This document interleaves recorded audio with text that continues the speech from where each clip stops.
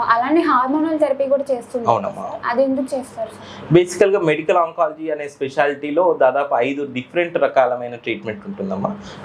ఒకటి ఏంటంటే ఇందాక చెప్పుకున్నటువంటి కీమోథెరపీ, ఇంకోటి హార్మోనల్ థెరపీ, ఇంకోటి టార్గెటెడ్ థెరపీ, తర్వాత మోనోక్లోనల్ యాంటీబాడీ థెరపీ అని ఉంటుంది, దాని తర్వాత ఇమ్యూనోథెరపీ. సో ఇప్పుడు మీరు అడిగినటువంటి హార్మోనల్ థెరపీ ఏంటంటే కొన్ని క్యాన్సర్లు బాడీలో ఉన్న హార్మోన్స్ని ఆధారితంగా పెరుగుతాయి. అంటే బ్రెస్ట్ క్యాన్సర్ అనుకో, ఈస్ట్రోజన్ వల్ల బ్రెస్ట్ క్యాన్సర్ పెరుగుతుంది. సో ఎప్పుడైతే ఈస్ట్రోజన్ని మనం క్యాన్సర్ మీద యాక్ట్ చేయకుండా ఆపగలుగుతామో ఆటోమేటికల్గా క్యాన్సర్ కూడా ఆగిపోవటం జరుగుతుంది. అందుకని యాంటీ ఈస్ట్రోజన్, టెమాక్సిఫిన్, లెట్రోజోల్ లాంటి కెమికల్స్ని యూజ్ చేసి ఈ హార్మోన్ని పనిచేసే hormone ఆపుతాం. So hormone antagonist use చేస్తాం, దానివల్ల క్యాన్సర్ని తగ్గించవచ్చు.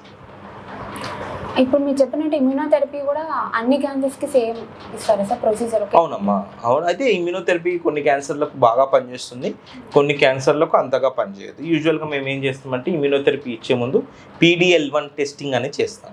సో PD-L1 టెస్టింగ్లో 10% కంటే ఎక్కువ ఉంటే ఇమ్యూనోథెరపీ చాలా బాగా యాక్ట్ చేస్తుందని అర్థం.